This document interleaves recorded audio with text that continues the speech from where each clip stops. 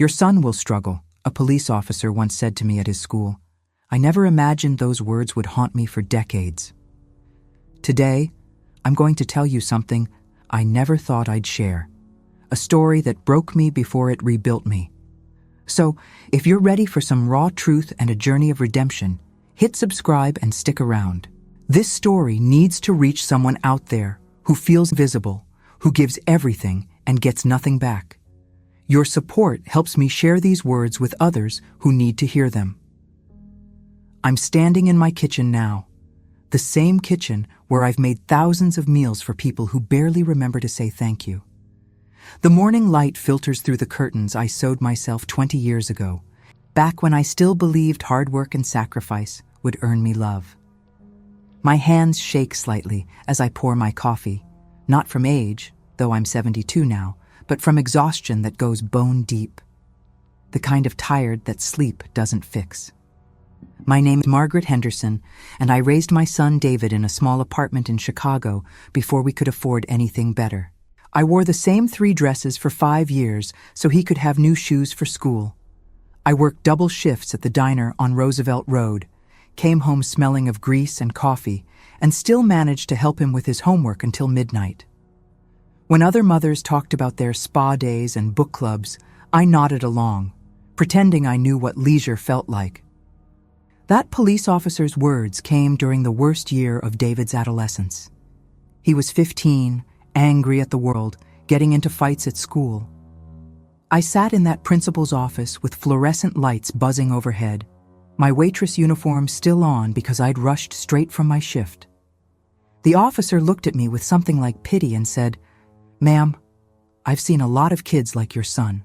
Single mother, no father figure, always in trouble. Your son will struggle. You need to prepare yourself for that reality." I felt something crack inside me that day. Not break, not yet, but crack. Like ice on a lake in early spring, still holding but already compromised. I looked at David slouching in his chair, refusing to meet my eyes, and I made a promise to myself. I would prove that officer wrong. I would sacrifice whatever it took to give my son every advantage I never had. I would love him so completely that he'd have no choice but to succeed. And I did. God help me. I did. I worked myself to exhaustion. I borrowed money from my brother Thomas to pay for SAT prep courses. I took out loans for college applications, filled out financial aid forms until my eyes burned. When David got into Northwestern University, I cried for 3 days straight. Not from joy alone, but from relief. See, I wanted to tell that officer. See what love can do. But here's what nobody tells you about sacrifice. Sometimes the people you sacrifice for start to expect it. They start to feel entitled to it. The gifts become obligations. The love becomes something they take for granted, like air or water. Something so constant they forget it's even there. My phone buzzes on the counter. Another text from David's wife, Melissa. "Mom, can you transfer $2,000? David's business needs it urgently. You know how important this venture is." I stare at the message. This is the 4th request this month. The business that never quite launches. The venture that always needs just a little more capital. I've given them over $60,000 in the past 2 years. Money I saved from my retirement, from the small inheritance my mother left me, from selling the tiny house I'd finally managed to buy. The text from last week is still there above this one. "Running late, can't make Sunday dinner. Maybe next time." And the one from the week before. "Too busy to call. Everything's fine here." I think about Sunday dinners. For 40 years, I made Sunday dinner. Pot roast with carrots and potatoes, the way David loved it as a child. I set the table with my mother's china, the only valuable thing I own. I wait, and they cancel. Or they don't show up at all.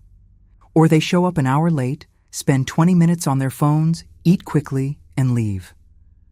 Last Sunday, I waited until 9 p.m. The roast had gone cold. I'd set 3 places, me, David, and Melissa. Their daughter Emma is away at college now, the granddaughter I helped raise while they built their careers. I texted at 7. Still coming? The response came at 8:30. Something came up. Sorry. I sat alone at that table and ate cold pot roast in silence. The silence of my apartment has a specific quality now. It's not peaceful.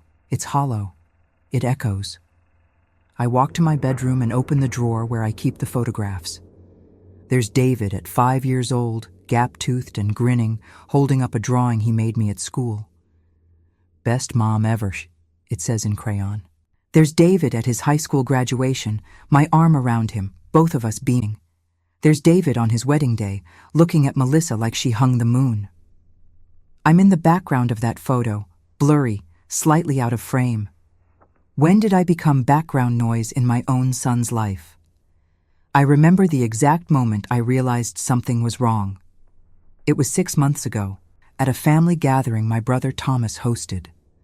I overheard Melissa talking to Thomas's wife in the kitchen. I'd gone to get more ice, and they didn't hear me approach. I just don't understand why David feels so obligated to her, Melissa was saying. She's got her retirement, her social security. She's fine, but she acts like she needs constant attention. Well, she did raise him alone, Thomas's wife said carefully. 40 years ago, at some point, you have to let your kids live their own lives. She calls David every day, every single day. It's exhausting. I stood there holding the ice bucket, frozen. I called him every day because he was my son, because I loved him, because for most of his life it was just us against the world. Was that wrong? Was love supposed to have an expiration date? I backed away quietly and didn't get the ice. I sat in Thomas's bathroom for 15 minutes, looking at my reflection in the mirror. When did I become the burden? When did my love become exhausting? That night, I started noticing other things. The way David's voice changed when I called, patient but strained, like he was talking to a child. The way Melissa answered his phone sometimes and said, "He's busy right now, Mom. Can I have him call you back?" He never called back. The way they exchanged glances when I mentioned my health, my loneliness, my desire to see them more often. I started keeping track. Not obsessively, just awareness. I sent David a text about a doctor's appointment. He responded 3 days later with a thumbs-up emoji. I told him about my friend Helen's death. We'd worked together for 30 years. He said, "Sorry to hear that." That was it. 2 words. But when he needed money, the response was immediate, detailed, urgent. His business was on the verge of a breakthrough, just needed a little more capital. Couldn't I help?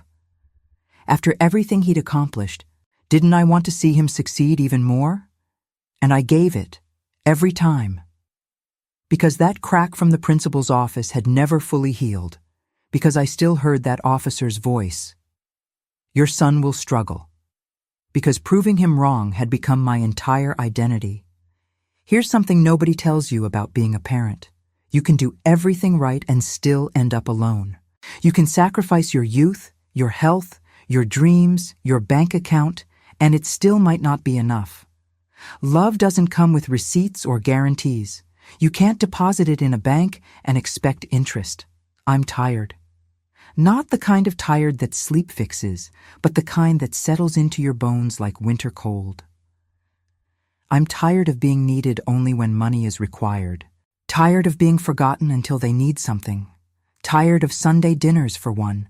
Tired of loving people who've learned to take that love for granted. My phone buzzes again. Another text from Melissa. Did you see my message about the 2,000? Kind of urgent, Mom. I look at my bank account on my laptop screen.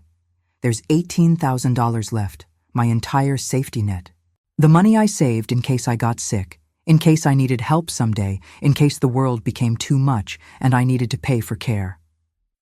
I think about my mother, who died alone in a nursing home because I was too busy working to visit as much as I should have. I held her hand in those final weeks, and she looked at me with such sadness, not anger, sadness. Like she understood that life just works this way sometimes. We give, and sometimes there's nobody left to give back when we need it most. I wonder if I'll die alone too. If David will be too busy with his business ventures, his important meetings, his own life. If Melissa will send a text. Sorry we can't make it to the hospital. Something came up. The apartment is so quiet, I can hear the refrigerator humming, the clock ticking on the wall. I bought that clock 30 years ago. David gave it to me for Mother's Day when he was 12. He saved up his allowance for weeks. Now he can't save 5 minutes to call me back. I close my eyes, and I'm back in that diner on Roosevelt Road, my feet aching, my back screaming, smelling like coffee and bacon grease. But I was happy then, because I was working towards something. I was building a future for my son. I had purpose. What's my purpose now? To be an ATM machine with a pulse? To be the woman who gave everything and received nothing but obligation in return? I think about responding to Melissa's text. I think about saying yes again, transferring the money, watching my safety net shrink a little more. I think about how easy it would be to just keep giving, keep sacrificing, keep hoping that someday they'll see me again, really see me. Not as a source of funds or favors, but as a person, as Margaret, as someone who deserves love too. But my hands are shaking too hard to type, so I set the phone down and I cry. Not the gentle tears of sadness, but the ugly, choking sobs of someone who's finally admitting the truth they've been hiding from for years. I gave everything, and somehow I ended up with nothing. The morning after I cried myself to sleep, I woke up with a headache that felt like someone had driven a spike through my skull. I made coffee, sat at my kitchen table, and stared at Melissa's unanswered text. Did you see my message about the 2,000? Kind of urgent, Mom. I thought about my mother again, how she worked in a laundry service for 40 years, her hands permanently red and raw from chemicals, how she saved every penny so I could have a better life than she did, how I promised myself I'd never let my sacrifices be for nothing, the way hers seemed to be. But here I was, repeating the cycle, working myself to nothing so my son could have everything. And what did it get me? Canceled Sunday dinners and text messages that only came when money was needed. I pulled out a notebook, one of those spiral-bound things you buy at the dollar store, and I started writing. Not because I'm some kind of organized person who keeps journals, but because I needed to see it. All of it, in black and white. June 2022 gave David $15,000 for his marketing startup. August 2022 gave another $8,000 when the startup needed more inventory. October 2022 paid for Emma's college textbooks, $3,000. December 2022 sent $5,000 for Christmas, even though they didn't come for Christmas dinner. February 2023. Another $7,000 for David's business expansion. April 2023. $4,000 when Melissa's car broke down. On and on it went, page after page. When I finished, I added it up 3 times because I couldn't believe the number.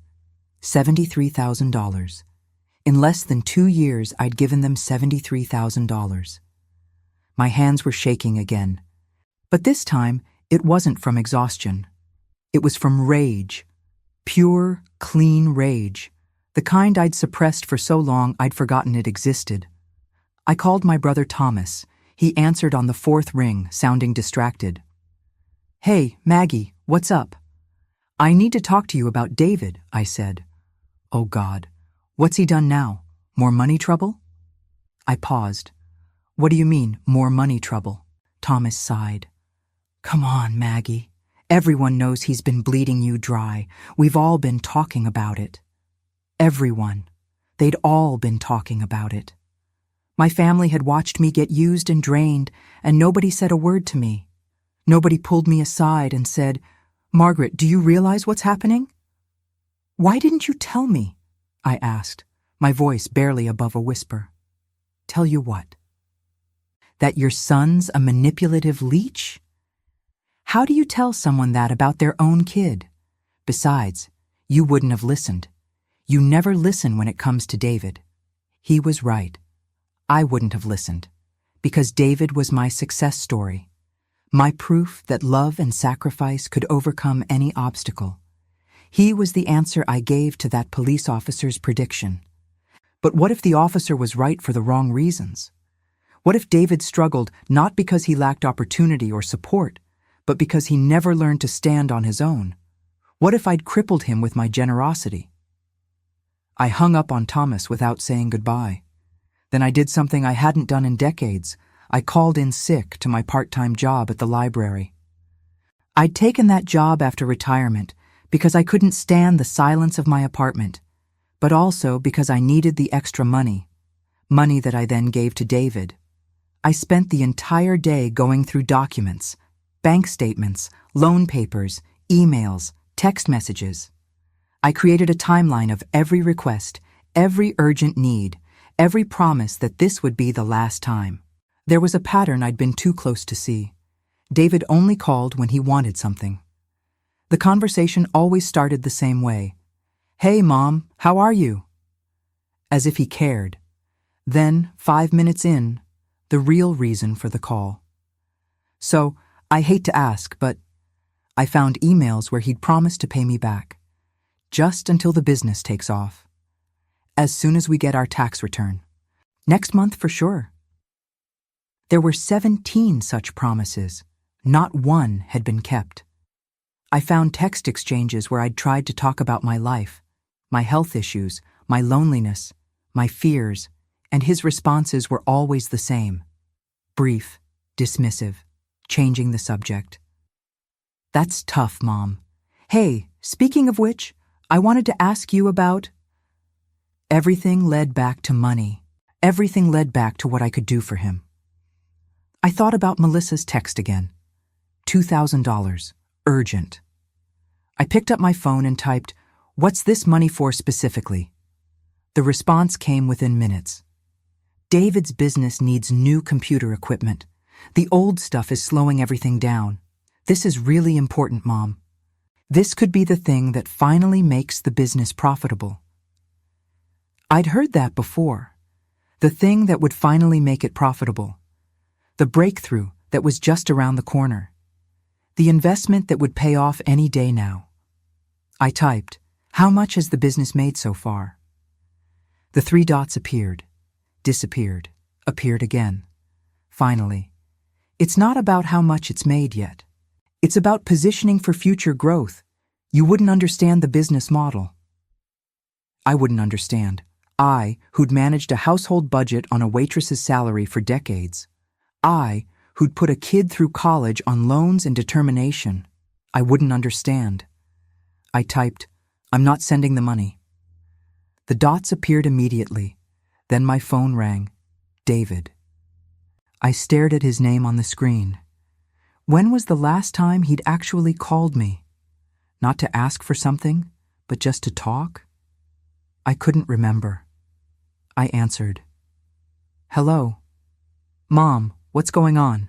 Melissa said you're refusing to help with the equipment." Not, "How are you?" Not, "Are you okay?" Just straight to accusation. I said I'm not sending the money. I repeated. "Why not?" "Is something wrong with your account?" "No, David. Something's wrong with this arrangement." "What arrangement? You helping your son when he needs it? I thought that's what family did." His voice had that edge to it. The one that said I was being unreasonable. The one that made me feel guilty for having boundaries. "Family goes both ways," I said quietly. "What's that supposed to mean? Are you keeping score now? After everything I've accomplished, after making you proud, you're suddenly keeping score?" Making me proud. As if his accomplishments were payment for my love. As if I'd raised him so he could put gold stars on my refrigerator. "When's the last time you asked how I was doing?" I asked. Silence. Then, I ask all the time. "When, David? When's the last time?" More silence. "I don't know. Recently. Look, I'm busy, Mom. I've got a business to run, a family to support. I can't call every single day." "You used to," I said. "Before you needed money, you used to." "That's not fair." "Isn't it? You call when you need something. You text when you need something. You show up when you need something. But when I need you, when I'm sick or lonely or scared, where are you? Jesus Christ, Mom, you're not sick. You're fine. You just want attention. The words hit like a slap. I actually pulled the phone away from my ear and looked at it, as if the device itself had attacked me. What did you say? You heard me. You're fine. You just like to play the victim. Like you're so lonely and neglected. You have friends. You have Thomas. You have a whole life. But you want me to drop everything every time you feel a little sad? That's not how the world works. I thought about Helen's funeral. How I'd sat alone in the back row because David was too busy. How I'd cried myself to sleep that night because my best friend was gone and my son couldn't spare 2 hours to support me. I thought about my birthday last year. How I'd waited by the phone all day. How the call finally came at 11 p.m., rushed and obligatory. How I'd pretended it was fine. I thought about the Sunday dinners, all those Sunday dinners. Pot roast getting cold on the table while I waited for people who never came. You're right, I said. I'm not sick, but I'm not fine either. Mom, I'm tired. David. I'm 72 years old and I'm tired. I've given you everything I have. My time, my money, my love. And you treat me like an ATM machine that occasionally gets emotional. That's not true. Then when's the last time you visited just to see me? Not for dinner you canceled, not for a holiday obligation, but just because you wanted to see your mother. The silence stretched so long, I thought he'd hung up. I've been busy, he finally said. Too busy for your mother, but not too busy to ask her for money. I have a family to support. So did I. The words exploded out of me. I had a child to raise alone. I worked 2 jobs. I went without so you could have, and I never made you feel like you owed me. Then why are you throwing it in my face now? I laughed. Actually laughed. It was either that or scream. I'm not throwing it in your face. I'm trying to make you see that love isn't supposed to be this one-sided, that I'm a person, not just your mother, that I have needs and feelings and limits. So what do you want? You want me to apologize for having a life, for being successful? Isn't that what you worked for? For me to be successful? I worked for you to be happy, I said. I worked for you to be kind. I worked for you to understand what love and family actually mean. I know what family means. It means supporting each other. No, David, it means showing up. It means calling just to talk. It means remembering birthdays and asking about doctor's appointments and sitting with someone at their friend's funeral. It means more than money. I can't do this right now, he said. I've got a meeting in 10 minutes. We'll talk later. Will we? Or will you text in 3 weeks asking for money and pretending this conversation never happened? He hung up. I sat there holding my phone, my heart pounding so hard I could feel it in my throat. I'd never spoken to him like that before. Never pushed back, never said no. It felt terrifying. It also felt like relief. My phone buzzed. A text from Melissa. I don't know what you said to David, but he's really upset. This isn't like you, Mom. We're going through a really hard time right now, and we need your support. I stared at the message. We're going through a hard time.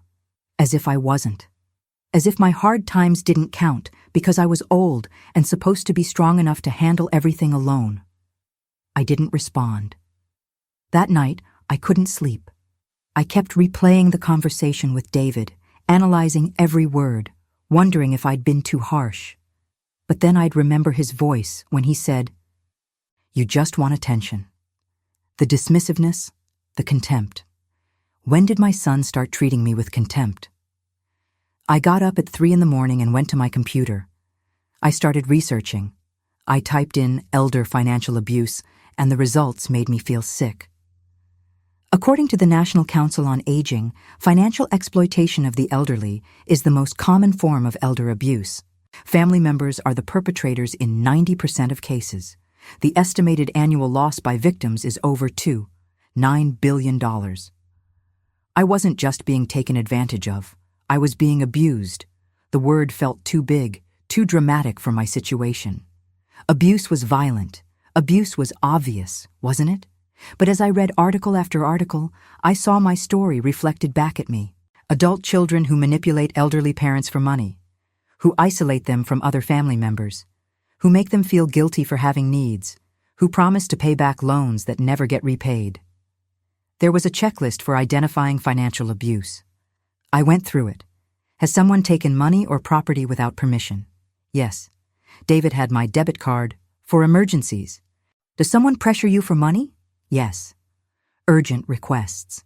This could change everything, promises. Does someone make you feel guilty about money? Yes. After everything I've accomplished.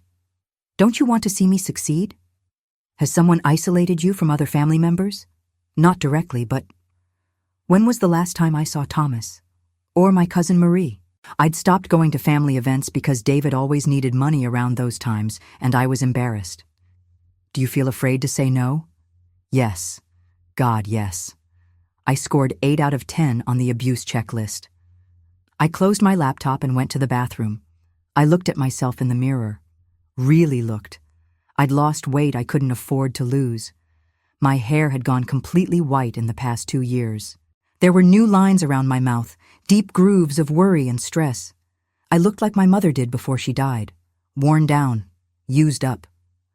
I thought about that police officer again. Your son will struggle. Maybe he'd been right after all. Maybe David was struggling, not with poverty or opportunity, but with basic human decency. And maybe I'd enabled that struggle by always being there to catch him before he fell. What if the kindest thing I could do for my son was to stop helping him? What if letting him fail was actually an act of love? I went back to bed, but still couldn't sleep. My mind was racing with possibilities, with fears, with this new perspective that made everything look different. Around 5 a.m., I heard my phone buzz. Another text from Melissa. We really need to talk about your behavior. This is unacceptable. You're putting us in a terrible position. My behavior, as if I was a child being scolded, as if setting a boundary was a crime. I turned my phone off. The silence was immediate and shocking. No buzzing, no demands, no guilt trips, just silence. And for the first time in months, I fell asleep. I woke up at noon the next day, disoriented. I couldn't remember the last time I'd slept past 7. My body felt heavy, like I was recovering from an illness. In a way, I suppose I was. I made coffee and sat at my kitchen table, my phone still off. I knew when I turned it on there would be messages. Probably many messages. Angry ones, manipulative ones, maybe even apologetic ones designed to reel me back in. I wasn't ready to face them yet. Instead, I called my friend Patricia. We'd worked together at the library, and she'd retired the same year I did. We used to have lunch together every week, but that had fallen off in the past year. I'd been too tired, too stressed, too consumed with David's latest crisis. Margaret? She sounded surprised. Is everything okay? I don't know, I said honestly. Can we meet for coffee? An hour later, I was sitting across from Patricia at a cafe on Michigan Avenue. She'd aged since I'd last really looked at her, or maybe I'd just stopped noticing. Her hair was silver now, cut short. She wore a bright blue sweater that made her eyes sparkle. You look terrible, she said bluntly. I laughed. It felt good. Thanks. I'm serious, Maggie. What's going on? And I told her. Everything. The money, the canceled dinners, the phone call with David, the research I'd done at 3 a.m. She listened without interrupting, her coffee growing cold in front of her. When I finished, she was quiet for a long moment. Then she said, How much do you have left? In savings. About $18,000. And you're 72. Yes. With arthritis in your hands and high blood pressure. Yes. And you gave your son $73,000 in 2 years. Hearing her say it out loud made it sound even worse. Yes. Patricia leaned back in her chair. Okay, here's what you're going to do. You're going to turn your phone on, and you're going to look at whatever messages are there, and then you're going to delete them without responding. Patricia, I'm not done. Then you're going to go to the bank and move your money into an account that only you have access to. You're going to cut up any cards David has. You're going to change your passwords. And you're going to start saying no. I can't just, yes you can. You think you can't because you've spent your whole life being the person who sacrifices. But Maggie, you're running out of things to sacrifice. What happens when the money's gone? What happens when you need care and there's nothing left? Do you think David will take care of you? The question hung in the air between us. Would he? If I had nothing left to give, would my son still want me around? I knew the answer. I'd known it for a while. I just hadn't wanted to admit it. They'll hate me, I said quietly. They don't love you now, Patricia said, not unkindly. They love what you provide. There's a difference. The words hurt, but they were true. When was the last time David had told me he loved me without it being followed by a request for money? When was the last time Melissa had called just to chat? I turned my phone on. It buzzed continuously for almost a minute. 15 messages, 3 missed calls. The messages ranged from angry to pleading to accusatory. You're being selfish and cruel. I can't believe you're doing this to us. Fine, don't help. See if we ever ask you for anything again. Mom, please, we really need this. Don't you love us? You're going to regret this. I showed them to Patricia. She read through them with a clinical detachment, then handed my phone back. Delete them, she said. But delete them, every single one. They're designed to make you feel guilty. They're designed to manipulate you back into your role as the family ATM. Delete them. My finger hovered over the screen. This felt permanent, like crossing a line I couldn't uncross. But what was the alternative? Keep giving until there was nothing left? Keep sacrificing until I was the one who needed help and had nowhere to turn? I deleted the messages, all of them. Now block their numbers for 48 hours, Patricia said. Give yourself some breathing room. I did it. My hands were shaking, but I did it. How do you feel? Patricia asked. I waited for the guilt to hit, for the panic, for the voice in my head telling me I was a terrible mother. Instead, I felt lighter, like I'd been carrying something heavy for so long I'd forgotten what it felt like to stand up straight. Scared, I admitted, but also free? Patricia smiled. Good. Now let's go to your bank.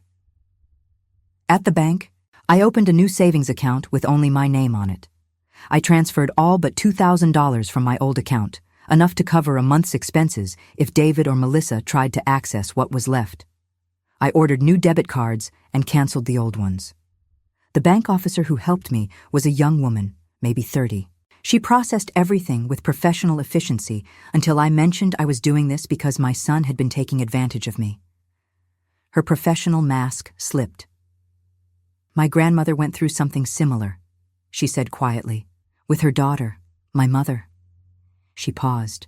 She waited too long. By the time she tried to protect herself, there was nothing left. She spent her last 5 years in a state-run nursing home because she couldn't afford anything else. What happened to your mother? I asked. She moved on to someone else to exploit. We don't talk anymore. She finished the paperwork quickly, then looked at me with something like respect. You're doing the right thing, she said. It takes courage. I didn't feel courageous. I felt terrified and guilty and like I was betraying everything I'd ever believed about being a mother. But I also felt something else, something I hadn't felt in years. I felt like I mattered. Patricia drove me home. At my door, she hugged me. Call me tomorrow, she said, and the day after, and every day until this gets easier. What if it never gets easier? It will. And Maggie, you're going to need therapy. This isn't something you can just push through on your own. I can't afford. The senior center on Clark Street offers counseling on a sliding scale. I'll go with you to the first appointment if you want. After she left, I sat in my apartment for a long time, just breathing. The silence didn't feel hollow anymore. It felt like mine. I'd spent my entire adult life being needed, being useful, being the solution to other people's problems. Who was I if I wasn't that? I didn't know. but maybe it was time to find out. That night, I made dinner for one. Just pasta with butter and garlic, nothing fancy. I set one place at the table. I lit a candle. I poured a glass of wine. I ate slowly, tasting the food instead of rushing through it. I sipped the wine. I watched the candle flicker. It was the loneliest meal I'd ever eaten. It was also the most peaceful. The next morning, I unblocked David's number. There were 8 new messages. I read them all without responding. They followed a predictable pattern: anger, guilt-tripping, false apologies, more demands. The last one, from Melissa, said, "Fine, we'll figure it out on our own. Don't be surprised when we're too busy to visit for a while." As if they'd been visiting regularly before. As if this was some great loss I'd have to suffer. I typed a response. "I love you both, but I can't continue being your bank. If you want a relationship with me, it needs to be about more than money." I hit send before I could second-guess myself. The response was immediate. "How can you say that, after everything we've done for you?" Everything they'd done for me. I stared at that sentence. What had they done for me exactly? What had they given that wasn't obligatory or transactional? I couldn't think of a single thing. I put my phone in a drawer and went to my first therapy appointment. The therapist was a woman in her 60s named Dr. Chen. She had kind eyes and a no-nonsense demeanor that reminded me of Patricia. "Tell me why you're here," she said. And I told her everything. The whole sordid story of sacrifice and manipulation and love that had curdled into obligation. When I finished, she was quiet for a moment. Then she said, "Do you know what parentification is?" I shook my head. "It's when a child becomes the parent's emotional or financial support system, when the natural roles get reversed. You worked so hard to give your son everything that you inadvertently taught him you had no needs of your own. You taught him that your role was to give and his role was to take. But I wanted him to have a better life than I did. And he does. But he doesn't appreciate it because he never had to struggle for it. He never learned the value of what you gave because it was always just there, like oxygen." I thought about all those nights working double shifts, all those times I'd gone without so David could have. I'd thought I was teaching him about sacrifice and love. Instead, I'd taught him that I was an infinite resource. "How do I fix it?" I asked. "You can't," Dr. Chen said gently. "You can't fix him. You can only fix your part of this dynamic. You can stop enabling, you can set boundaries, you can refuse to be exploited, but you can't make him see what he's done. You can't make him change. So, I just give up on my son?" "No. You give up on the version of your son that exists only in your imagination. The grateful, loving son who appreciates your sacrifices. The son you hoped raising him would create. You accept the reality of who he actually is." That hurt more than anything else. Accepting that the son I'd raised wasn't the son I'd hoped for. That despite everything I'd done, despite all my love and sacrifice, he'd become someone who saw me as a resource to be extracted rather than a person to be cherished. "What if I can't accept that?" I asked. "Then you'll keep suffering. Because acceptance isn't about liking reality. It's about acknowledging it so you can decide what to do next." I left that appointment feeling worse than when I'd arrived, but Dr. Chen had given me homework. Write down every instance in the past year where David or Melissa had shown genuine care for me that wasn't tied to a request or obligation. I spent 3 days on that assignment. I could only find 2 examples. One was when David called on my birthday, 11 p.m. rushed, but he called. The other was when Melissa sent a thinking of you text when I mentioned I had a cold. That was it. In an entire year. 2 small gestures that barely qualified as showing care. Meanwhile, my list of what I'd done for them took up 4 pages. I showed Dr. Chen the lists at our next session. "How does this make you feel?" she asked. "Like a fool," I said. "Like I've been a complete fool." "You're not a fool. You're someone who loved deeply and believed that love would be reciprocated. That's not foolish. That's human. The foolish thing would be to keep doing the same thing and expecting different results. So what do I do now? You decide what kind of relationship you're willing to have with your son, and you communicate that clearly, and then you enforce it. I thought about that for days. What kind of relationship was I willing to have? Not one based on money. That much was clear. Not one where I was only contacted when needed. Not one where my feelings and needs were dismissed as attention-seeking. But what did I want?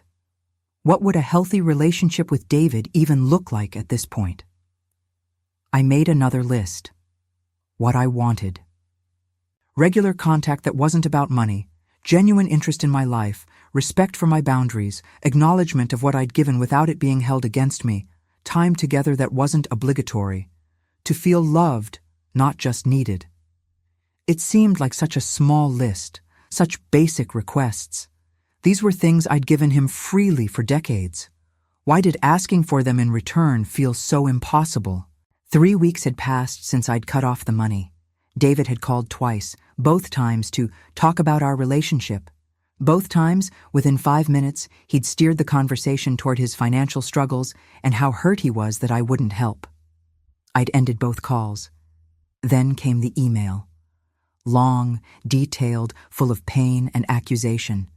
He said I was being cruel, that I'd changed, that I was punishing him for being successful, that I was making his life difficult out of spite. There was nothing about my feelings, nothing about my needs, nothing that acknowledged me as a person separate from what I could provide. I responded with my list. This is what I need from you if we're going to have a relationship. If you can't provide these things, then we need to take a break from each other. His response came within minutes. You're being completely unreasonable. These demands are ridiculous. I have a life. I can't just drop everything to cater to your need for attention. My needs were demands. Wanting to feel loved was attention-seeking. Having boundaries was unreasonable. I saw it all so clearly now. The manipulation, the gaslighting, the way he'd twisted my legitimate needs into character flaws. I responded with 3 words. I love you. Then I blocked his number again. The grief hit me 3 days later. Not gentle sadness, but overwhelming, crushing grief.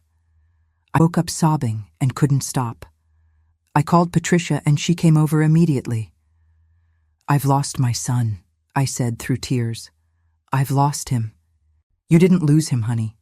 You just stopped pretending you had him. But it felt like loss. It felt like death. The death of the relationship I'd thought we had. The death of the mother I'd thought I was. The death of the future I'd imagined. I grieved for weeks. Some days I could barely get out of bed.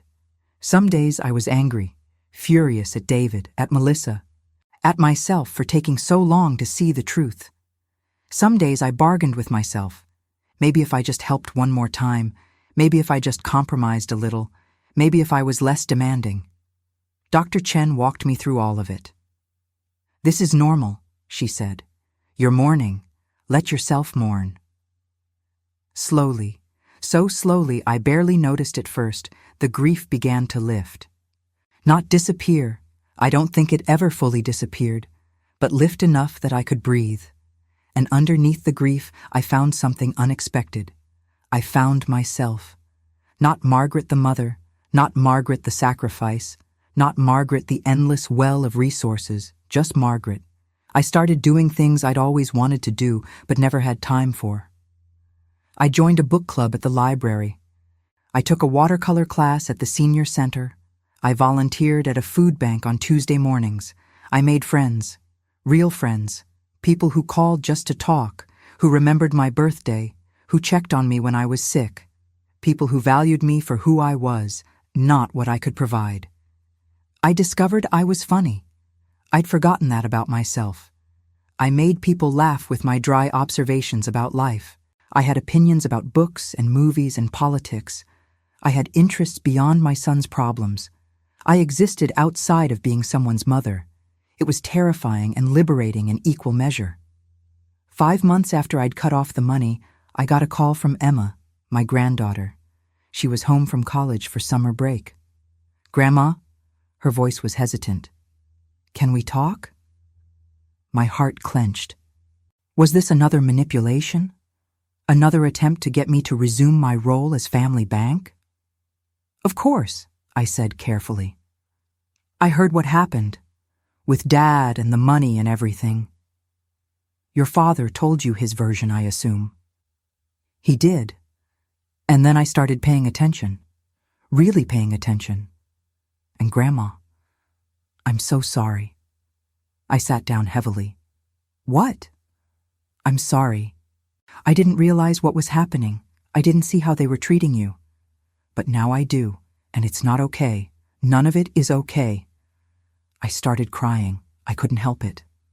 I want to come see you, Emma said. Not because I need anything, just because I miss you. Is that okay?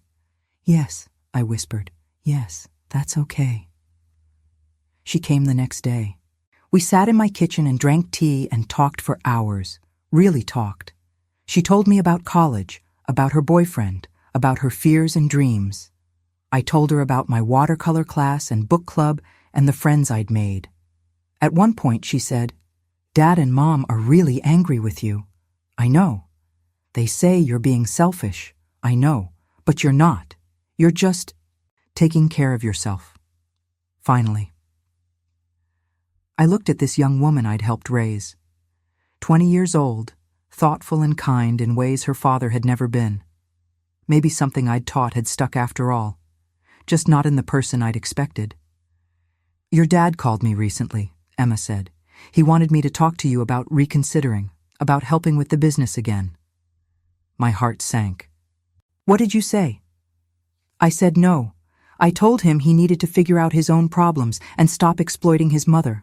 We got into a huge fight. I'm not sure he's speaking to me right now either. Emma, I don't want to come between you and your parents. You're not. They're coming between themselves and everyone who won't enable their behavior. There's a difference. She stayed for dinner. I made pot roast, and this time I wasn't eating it alone. This time, someone actually showed up. As she was leaving, she hugged me tight. I love you, Grandma, and I'm proud of you. For what? For choosing yourself. Finally. After she left, I stood in my kitchen and looked around. It was the same apartment, the same furniture, the same life. But it felt different. It felt like mine. That night, David sent me an email, just 3 sentences. Emma told me what she said to you. You've turned my own daughter against me. I hope you're happy. I read it twice, waiting for the guilt to come, for the fear, for the desperate need to fix it. But all I felt was sadness. Sadness that he still didn't understand, that he saw Emma's kindness to me as betrayal of him, that everything was still about what he needed, what he wanted, how he felt. I didn't respond. The next day, I bought a journal, a nice one, with a leather cover and thick pages. I'd never been a journal person, but Dr. Chen had suggested it might help process everything. I wrote about my marriage to David's father, who'd left when David was 2, how I'd poured all my need for love into my son because I had nowhere else to put it, how I'd made him my entire world because I was afraid of being alone. I wrote about the years of working 2 jobs, the exhaustion, the pride I'd felt watching David graduate college, how that pride had sustained me through so much hardship. I wrote about the slow erosion of our relationship, how it had happened so gradually I hadn't noticed until I was drowning. I wrote about the woman I used to be before I became just David's mother. The girl who'd wanted to be a teacher but couldn't afford the degree. The young woman who'd loved to paint but gave it up because there was no time. And I wrote about who I wanted to be now. Not perfect, not self-sacrificing, not endlessly giving. Just whole. I started painting again. Watercolors at first, then acrylics. I wasn't very good, but that wasn't the point.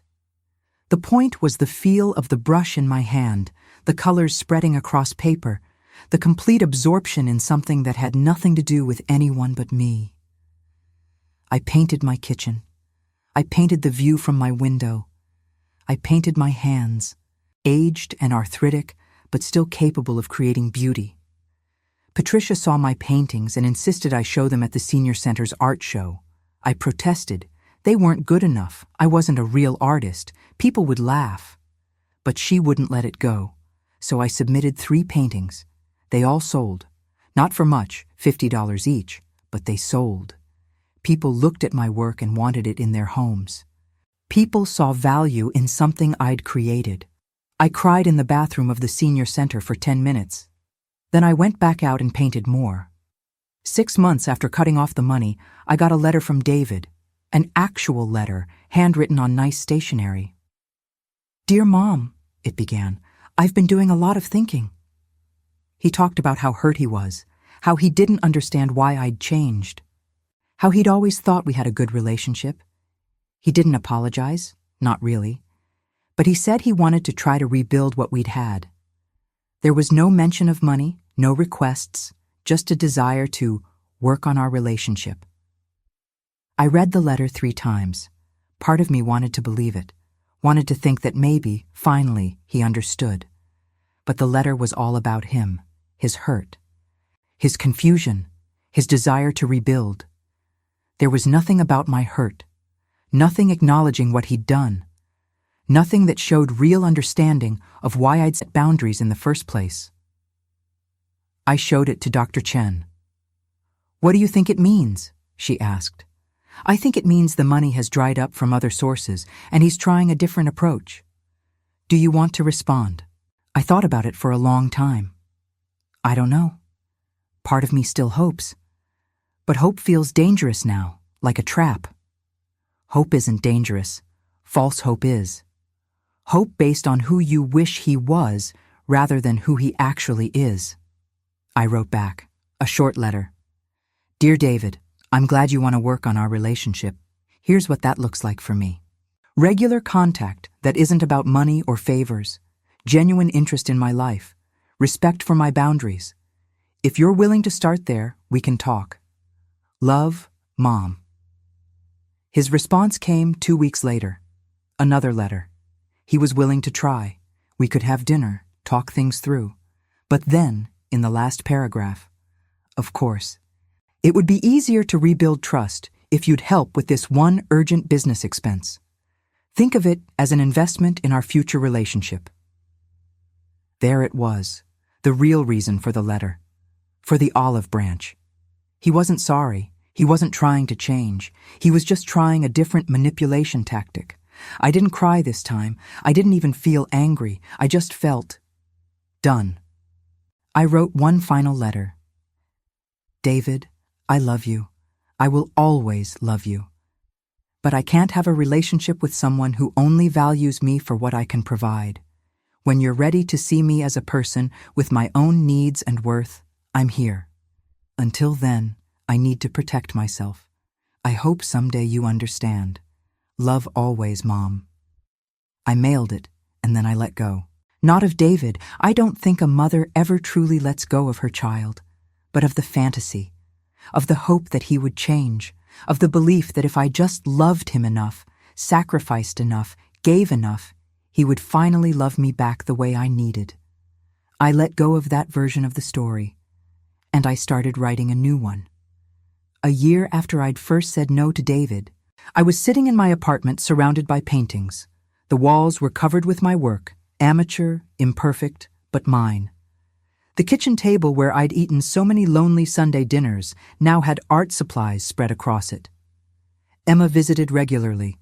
We had lunch every other week, and she never asked for anything except my company. She brought her boyfriend once. He was nice, respectful. He asked about my paintings with genuine interest.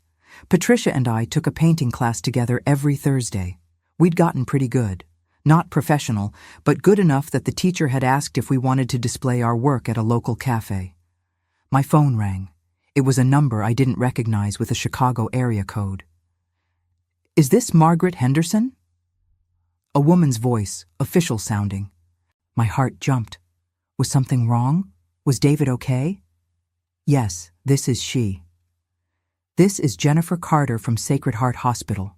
Your son, David Henderson, was brought in earlier today. He's had a minor heart attack. He's stable, but he's asking for you." The room spun. David was in the hospital. My son was in the hospital. All the boundaries, all the protection I'd built up, it all fell away in an instant. He was my child. He needed me. I was at the hospital in 20 minutes. David was in a private room, looking pale but alert. Melissa sat beside his bed. She stood when I entered, her expression unreadable. "Mom," David said. His voice was weak. "You came." "Of course I came. You're my son." Melissa's expression shifted to something like triumph. And I knew. I knew this was exactly what they'd been counting on. That my maternal instinct would override everything else. That the crisis would reset our relationship back to what it was. David reached for my hand. "I'm scared, Mom." "I know, honey. But the doctors say you're going to be fine." This has been such a wake-up call. Made me realize what's really important. Family. Being together. His eyes filled with tears. "I'm sorry about everything. About how things have been. I want to fix it."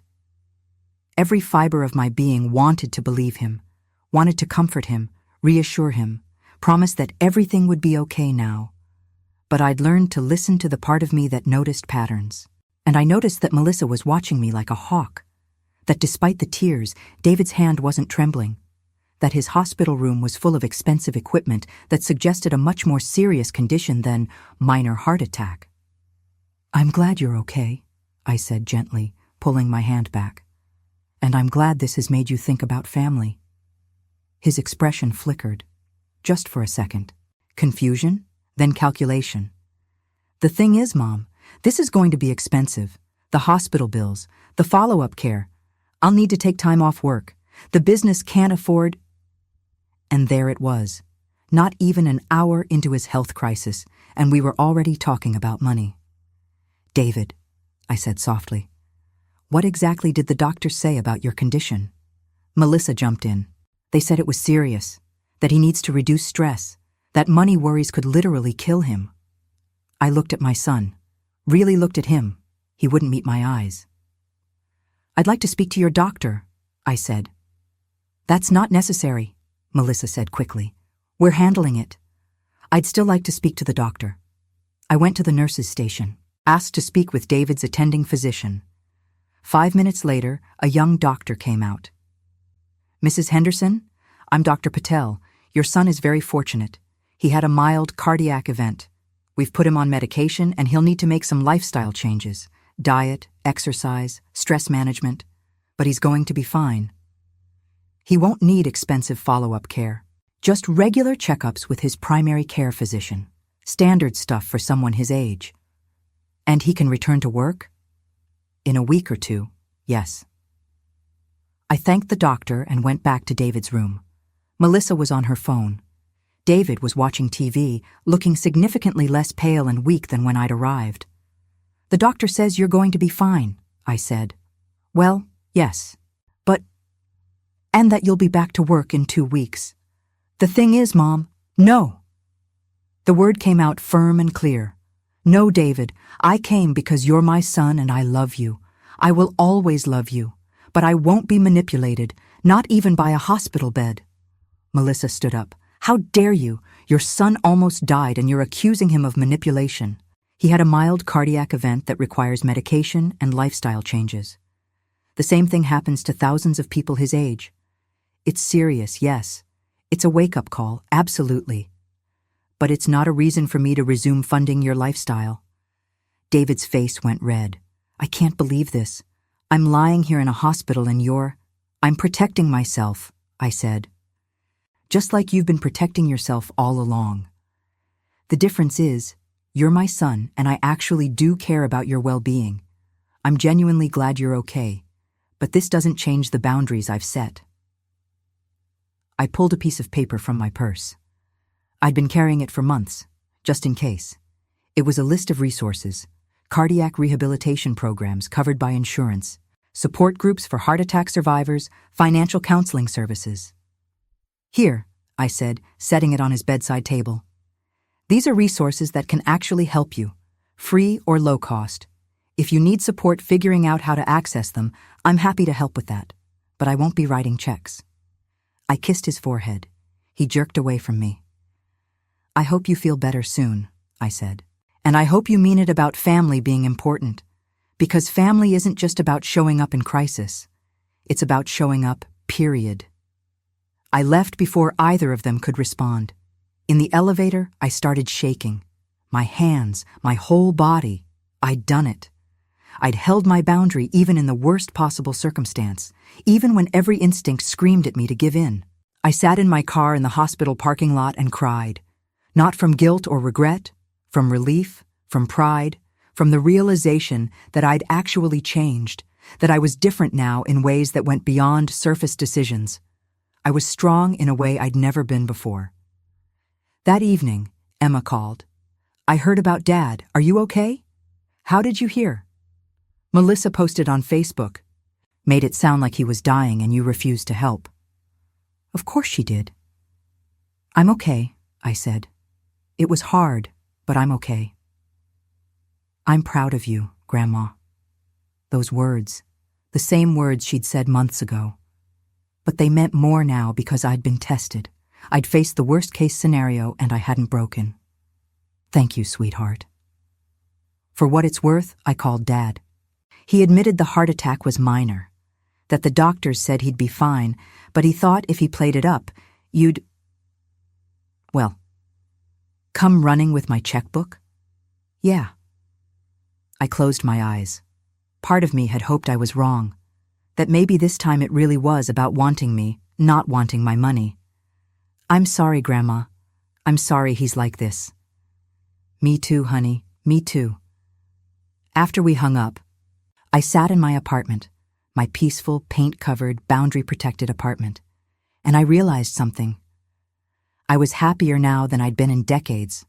Not perfectly happy. Not without sadness or regret or moments of grief for the relationship I'd never have with my son, but genuinely, deeply, contentedly happy. I had friends who valued me. I had a granddaughter who loved me for who I was. I had hobbies that brought me joy. I had money in the bank that was mine to keep. I had a life that belonged to me. I'd spent so many years believing that happiness came from being needed, from being useful, from sacrificing for others.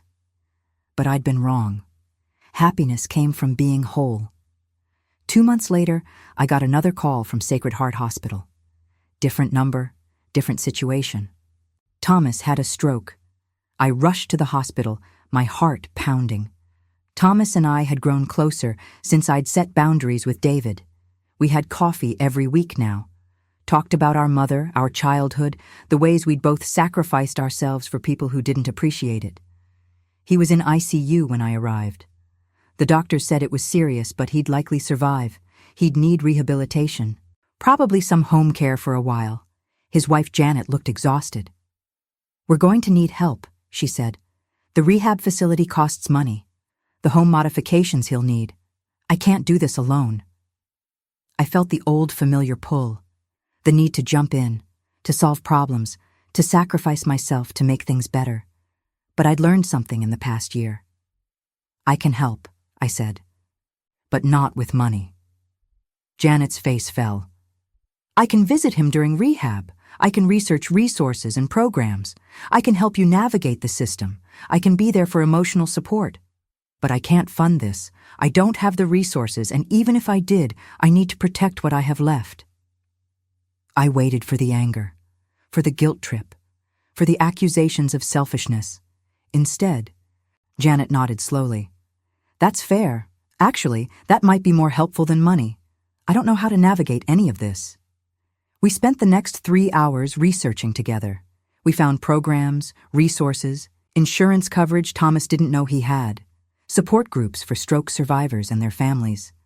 I visited Thomas every day during his rehab, brought him books, listened to his fears, held his hand when he cried about his limitations.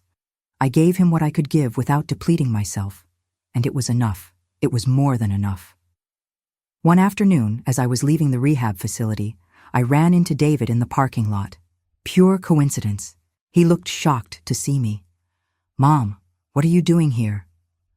Visiting Thomas. He had a stroke. I heard. I was going to visit, but I've been busy. Of course he had. We stood there in awkward silence. He looked older, tired. There were new lines around his eyes. How have you been? I asked. Fine, great actually. The business is finally taking off. That's good. I'm glad.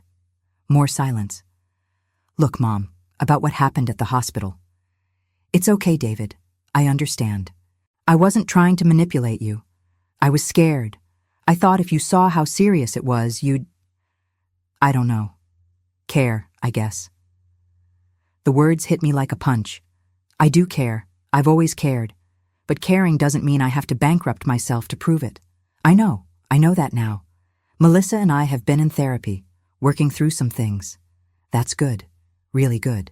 The therapist said some stuff about boundaries, about how I might have been. Taking advantage. He looked uncomfortable.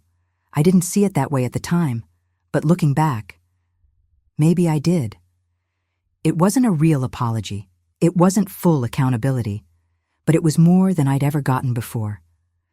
I appreciate you saying that, I said. I miss you, Mom. I miss Sunday dinners. I miss just talking. I miss you too. Could we try again? No money stuff, just being family? I wanted to say yes immediately, to forgive everything and rush back into his life, but I'd learned to be careful, to protect myself. I'd like that, I said slowly, but it needs to be different this time. Real interest in each other's lives, not just obligation or manipulation. Can you do that? I want to try. Okay, let's start small. Coffee next week? I'd like that. We stood there for another moment, and then he surprised me by hugging me. Really hugging me, not the quick, obligatory embraces I'd gotten used to. I'm sorry, Mom, he whispered. For everything. I'm really sorry. I hugged him back, tears in my eyes. I forgive you. Did I believe it would all be different now? Did I think one therapy session and one parking lot apology had fixed everything? No. But it was a start. And maybe a start was enough. We had coffee the following Tuesday, just coffee. We talked about his therapy, about my painting, about Emma's new job after college. It was stilted at first, like we were strangers learning to be friends. But it was real. There were no requests for money, no ulterior motives I could detect, just a son and his mother trying to find common ground. When we parted ways, he hugged me again. Same time next week? I'd like that. Over the following months, we built something new. Not the relationship we'd had before. That was gone, dead, buried. But something different, more honest, more balanced. He told me about the therapy he and Melissa were doing. How they'd discovered they'd been living beyond their means, trying to maintain appearances they couldn't afford. How much of their financial stress was self-inflicted. I told him about my painting, my friends, my life. He seemed genuinely interested, or maybe he was just better at pretending. I wasn't sure it mattered anymore. What mattered was that I wasn't sacrificing myself. I wasn't depleting my resources or my emotional reserves. I was showing up as myself, whole and protected, and that was enough. One Sunday, 6 months after that parking lot conversation, David and Melissa came for dinner. Real dinner, not canceled at the last-minute dinner. I made pot roast, the same pot roast I'd made for decades. But this time, they showed up on time. They brought flowers. They helped clean up after. And when they left, David hugged me and said, "Thank you, Mom, for not giving up on me, for teaching me what real love looks like." I cried after they left. Good tears this time. Healing tears. Was our relationship perfect? No. Would there be setbacks? Probably. Did I trust them completely? Not yet. Maybe not ever, but it was real, it was honest, and it was enough. I'm 73 now. I spend my days painting, volunteering, having coffee with friends. Emma visits regularly. David and I have dinner once a month. Thomas is recovering well from his stroke. My apartment walls are covered with paintings. My calendar is full of activities. My bank account is protected and growing slowly. I still have hard days. Days when I wonder if I did the right thing. Days when I miss the version of David I'd imagined. Days when the loneliness creeps back in. But mostly, I have peace. I learned something in these past years. Something I wish I'd learned decades ago. You can't love someone into loving you back the way you need. You can't sacrifice yourself into being valued. You can't give someone your entire self and expect them to cherish it. Love has to be reciprocal. Relationships have to be balanced. And sometimes, the most loving thing you can do is to say no. I think about that police officer sometimes. The one who said David would struggle. He was right in a way. David did struggle. Is still struggling maybe. But not because he lacked opportunity or support. He struggled because I gave him so much he never learned to stand on his own. He struggled because I loved him so completely I forgot to teach him how to love back. And in trying to prove that officer wrong, I'd proven him right. But I'd also proved something else. That it's never too late to change. That you can rebuild yourself at 72. That boundaries aren't cruel, they're necessary. That self-love isn't selfish. It's survival. I look at the woman I am now, and I barely recognize her. She's stronger than I ever thought possible. She's whole in a way I never was before. She's happy in a way that doesn't depend on anyone else's approval or presence. She's free. And if I could go back and tell my younger self anything, the exhausted waitress working double shifts, the devoted mother sacrificing everything, the lonely woman eating cold pot roast alone, I would tell her this: you are enough, just as you are. Your worth isn't measured by what you give or how much you sacrifice. You deserve love that doesn't cost you everything you have. You deserve relationships that fill you up instead of draining you dry. You deserve to take up space in your own life. And most importantly, it's not too late. It's never too late to choose yourself. That's my story. A story of giving everything and getting nothing, then learning to give myself the love I'd been trying to earn from others. Have you ever felt invisible in your own life? Have you ever given so much of yourself that you forgot who you were underneath? Have you ever loved someone who only valued you for what you could provide?